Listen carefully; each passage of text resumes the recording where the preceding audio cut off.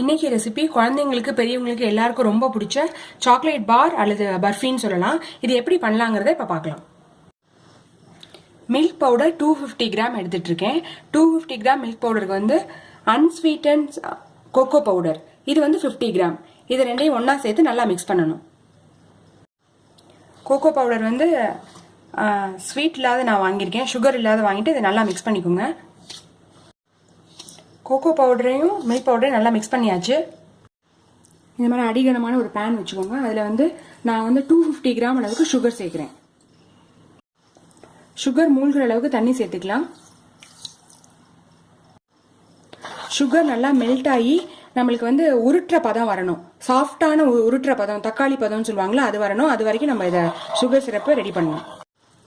இந்த மாதிரி பவுலில் தண்ணி வச்சுட்டு அதில் விட்டு பார்த்தோம்னா நம்மளுக்கு உருட்டை வரணும்.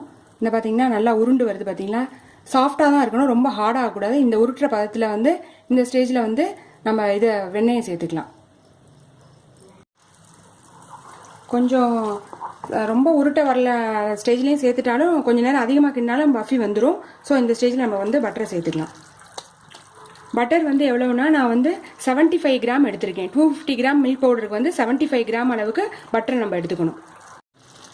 பட்டர் மெல்ட் ஆனோடனே நம்ம சேர்த்து வச்சுருக்க கொக்கோ பவுடரையும் மில்க் பவுடரையும் இதில் சேர்த்துட்டு கொஞ்சம் கொஞ்சமாக சேர்த்துட்டு இதில் கிண்டணும். நல்லா கிண்டும் போது அடுப்பை சிம்லேயே வச்சுக்கோங்க. ஏன்னா நம்ம வந்து பாகுபதம் வச்சாச்சு.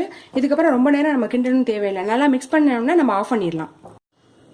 மில்க் பவுடரையும் கொக்கோ பவுடரையும் சேர்த்து நல்லா மிக்ஸ் பண்ணியாச்சு. இந்த ஸ்டேஜ்லேயே நம்ம ஆஃப் பண்ணிடலாம். இந்த மாதிரி ஒரு பிளேட்டில் வந்து நெய் தடவி வச்சுக்கோங்க. அதில் வந்து நம்ம இதை வந்து ட்ரான்ஸ்ஃபர் பண்ணிடலாம்.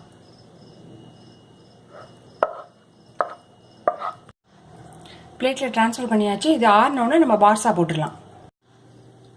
இப்போ நான் கொஞ்சம் ½ அன் ஹவர் ஆறிடுச்சு. இப்போ நம்ம வந்து பீஸா போட்டுக்கலாம். கொஞ்சம் செட் ஆகிடும். நம்ம இந்த மாதிரி நம்மளுக்கு வேணுங்கிற ஷேப்பில் நம்ம கட் பண்ணிக்கலாம். என்னோடய சாக்லேட் பஃபி ரெடி ஆயிடுச்சு. ரொம்ப சாஃப்டாக வந்திருக்கு எனக்கு. இது குழந்தைங்களுக்குலாம் ரொம்ப பிடிக்கும். நம்ம கடையில் வாங்குறதுக்கு பதிலாக நம்ம வீட்லேயே பண்ணிவிட்டு இதை வந்து ஃப்ரீசரில் நீங்கள் ஸ்டோர் பண்ணி வைக்கணும். பாக்ஸில் ஏர்டைட் கண்டெய்னரில் போட்டு ஃப்ரீசரில் ஸ்டோர் பண்ணி வச்சா நம்ம ரொம்ப நாளைக்கு யூஸ் பண்ணிக்கலாம். நம்மளோட சாக்லேட் பார் சூப்பராக ரெடி ஆயிடுச்சு. நீங்களும் ட்ரை பண்ணி பார்த்து உங்கள் கமெண்ட்ஸ் போஸ்ட் பண்ணுங்கள்.